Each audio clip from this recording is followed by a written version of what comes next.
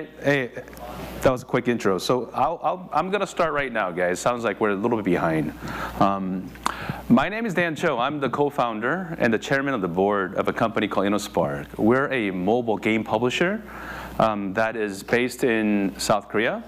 We have operations in Beijing, China, as well as the US. Most of our games, the big difference between our game is there's a lot of social-centric elements to our games that we created. We have created games that are genres from social network games to strategy games, idle genre, and finally we've actually came out with our own genre. So having said that, let me just kind of run you by a short clip to give you an idea of what games we have.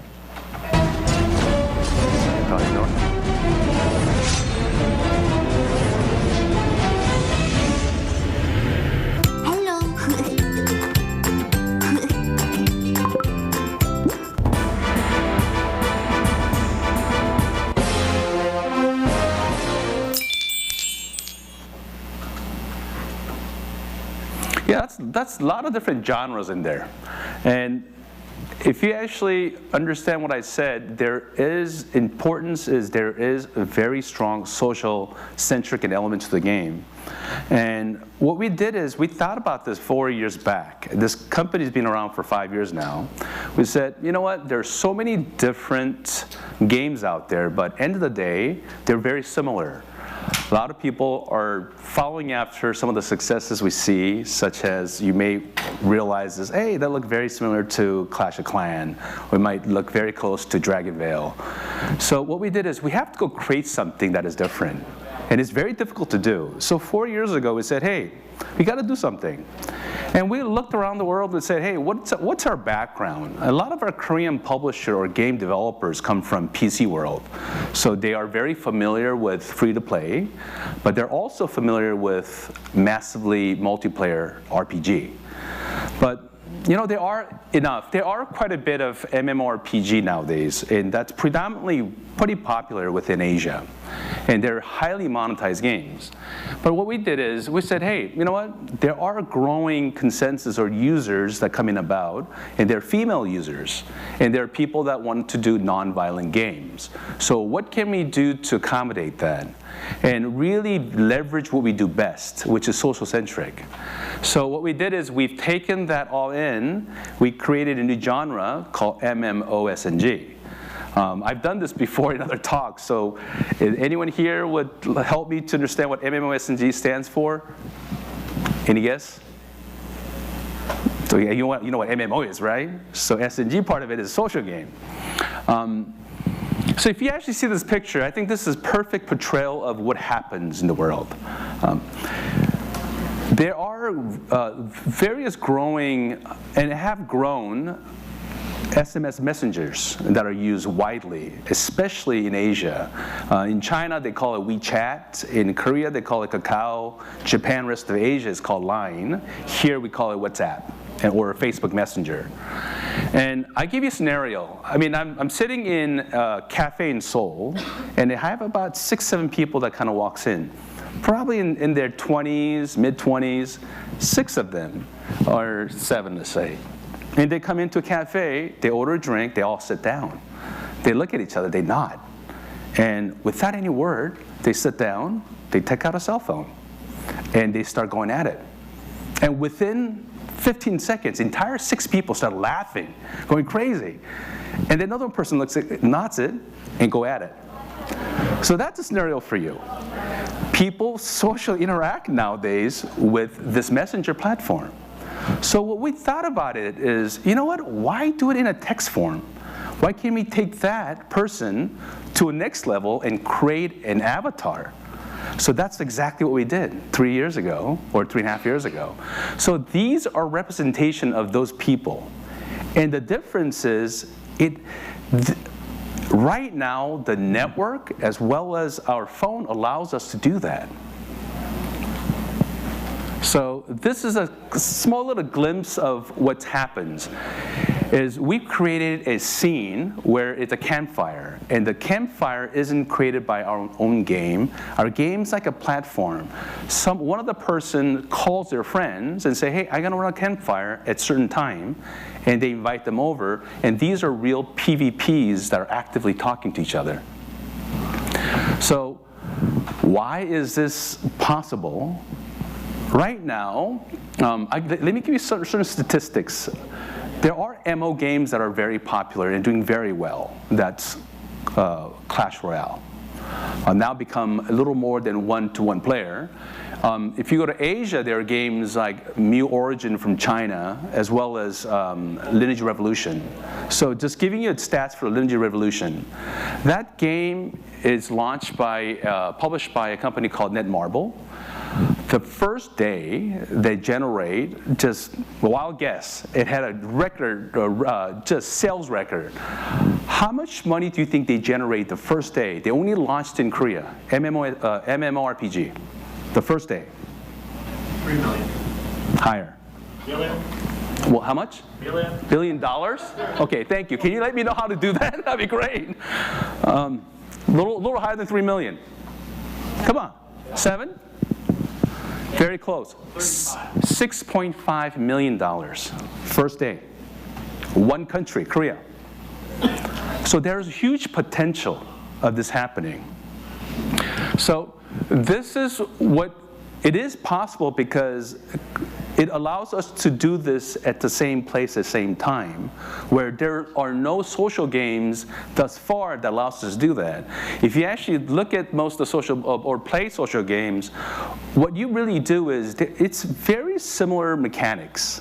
You know, the heydays of the world, we call it turn-based. You go visit the town, you come back, you never meet your friends. So let me give you a little glimpse of our game.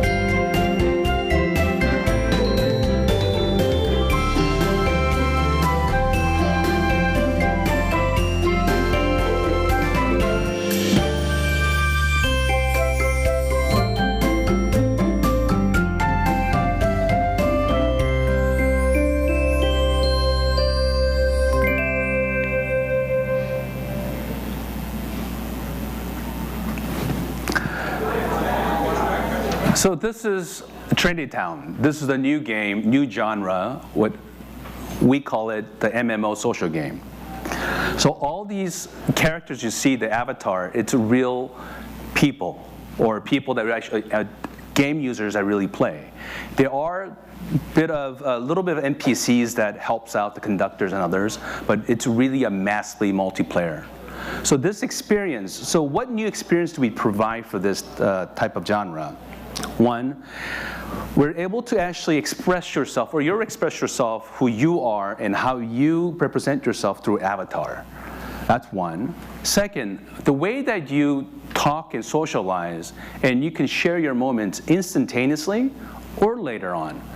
And thirdly, the parties that you create, these are actually user-generated activities that can become a game in itself. And to get to the stardom, there's elements how that creates a person to thrive and play more games. And fourth, how do we take the virtual world and the real world, make it seamless so that you're playing the game, but you're actually doing things that bridges both of these two worlds. And finally, to really experience the social game, the next generation social game, this has to be very different. The experience has to be different. And these are 5 things that we will provide through Trendy Town. And let me actually explain a little more detail into this. So, like I mentioned, avatar, that represents who you are. So it reflects who you are in the virtual world, and you're able to express that. The expression of the avatar doesn't just stop there of just showing emojis. So what we did is we've actually created different clothing, facial expressions, eyebrows, hair color, fashion. Currently we have up to 20 billion different variations. That's a lot. But we won't stop there. We need to continue to build more, because we consider there are more than 20 billion variations of the people in the world. And the fashions and things of that sort are very important to represent you. So it could be a real person who you are. You want to be someone else in the virtual world. So how do we express ourselves? If you actually use the chatting, the SMS texts, you're pretty familiar with the emojis. So when you see emojis, you have a smiley face. Sometimes it animates. But what we've done is we've taken the avatar to do an action of what that emojis look like. If you're smiling, you're smiling. So the avatar will physically smile, or he will take a different action. So second, what we did is when you're actually engaging in a conversation or chat, I don't want to be just smiling and people to watch me. So I could actually select another avatar, say, I want to kiss you. And the avatar accepts it. They engage in action avatar, just like the lady and the guy. So there are diverse ways you can express yourself through emojis and action through avatar. And we talk about how do we communicate. There's 5 different ways to communicate. I think it's pretty, people are familiar with instant chats, but this is happening in a real screen. So the dialogue bubble pops up as you're engaging. And there's ways you can actually do a private engaging, eavesdrop, secret messaging, and also, as I mentioned before, an avatar action to show real feelings and simulations of what you want. And then we've taken a bit of MMORPG elements, but took the violent side out of it. So the lounge is more like guild war, where people get together, build up an army to fight. Instead of doing that, you're actually taking an interest of each other, of a subject, and you start building your groups. And how that applies to the guild, your social system goes up, which makes you a very popular person, very similar to MMORPG that makes you a hero. You become a stardom. And then there's messaging piece, obviously, to communicate. That also happens in the RPG world too. And we add another element to it, because of the fact that we're not very popular, so we can't really get Instagram to engage with us, so we created its own Instagram called InnoSpark. We figure once this actually gets propagated, we believe that we can actually throw that away and get Instagram to LinkedIn. So that's kind of the few things we've done. So I talked about this, and this is a bit of a very interesting way to look at it. Let me talk about the middle piece. So if you become a stardom, we want person to really thrive to become a star, and this is why. Once you become a star, and this is how you become a star, you put yourself out there and you continue to engage with numerous people that you don't know, and your social system ranking goes up by people giving you awesome. So once you get to a certain level, your entire body kind of glows. In the middle of open area, your body glows. So curiosity, some of the avatar or the users will click on that person, and it will show a profile along with clothes as well as the features they have.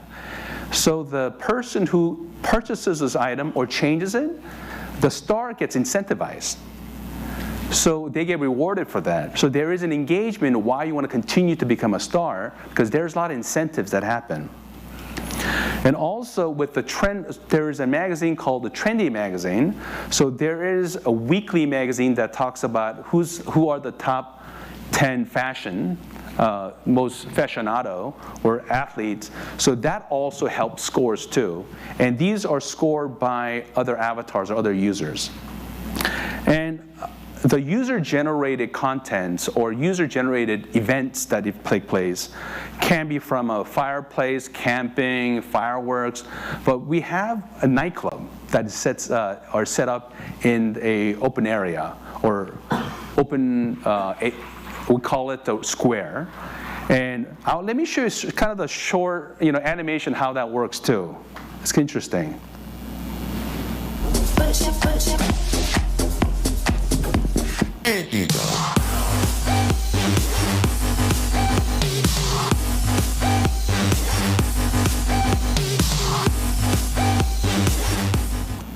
So a person can create his own kind of club scene, and he can invite 10, 20 people.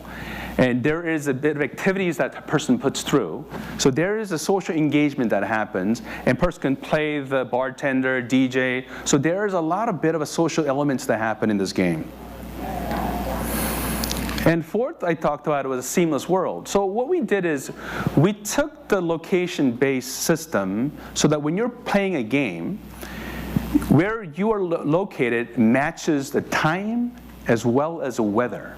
Because as you're playing the game, you're looking outside to the window of your home or outside the car or a bus, exact temperature as well as weather condition matches. So what that allows you to do in a social game, person can feel the emotions and transfer the emotions as you're playing the game as well as outside the world. So we're trying to tie those two together.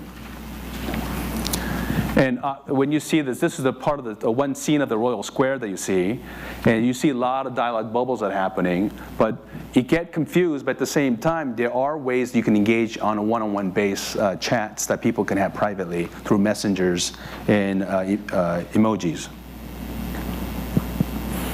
And I talked about the optimizing UX. This is one of the most important elements of this game, because right now, if you actually play a lot of these social games, strategy games, how many times do you actually play them in a vertical mode? Rarely, because you want the full landscape mode to see the entire game. So what we did is we thought about this. We said, hey, when do people really play this a lot? When do people play in games? And do they sit down and engage on full 1 hour? Probably not. They probably do it for 10 minutes, maybe 15, during travel commutes in the morning as well as evening. So what we did is, we thought about this. We went through experimental and did this ourselves. To the subway, people are holding onto the top. You can't have a landscape view. So responsive view allows you to rotate, and it's seamless movement so you can play. But it's hard to play with one finger. So what we did is also, we thought about this and said, why don't we create a smart button? Smart button is I don't know if you can make it out in the left corner, there's a little rainbow tile button. We don't want user to feel like it's intrusive and scared to play social game because there's a bunch of buttons, numbers, levels, hearts. So what we did is this game could be engaged by controlling an avatar, like you're part of a animation, movie, or cartoon. And it allows us to really think about, we can provide this beyond just a mobile phone. It could be PC as well as smart TV. And you say, hey, how do you play social game in a smart TV? With the remote control? No, you can actually drag your avatar, because the avatar is central control mechanism of the game. So that allows you to play the game that way. And what we did also is, how do we allow people to engage not only from mobile phone, because when people travel, commute, they use mobile phone, but when they get to the office, they use PC. When they go to home, they may be using smart TV. So we allow them to accommodate all the platform and build the game based on that. So what are the key differentiators to make a true social game? We believe that the users want to control the game, meaning they want to actually control and create their own game by generating their own content. It's not, when I say generating their own content, they're not creating a new game by coding, they're creating activities. Second, we'll have consistent update of the game so you don't exhaust the content, such as clothing, variations, some of the small little mini games. And third, user want to be engaged, so they want to incentivize the user. Like I said, get to the stardom. They get incentivized by people clicking and getting involved. So we believe those three key differentiators are the truth to the new social games for user experience. Thank you. That's good time.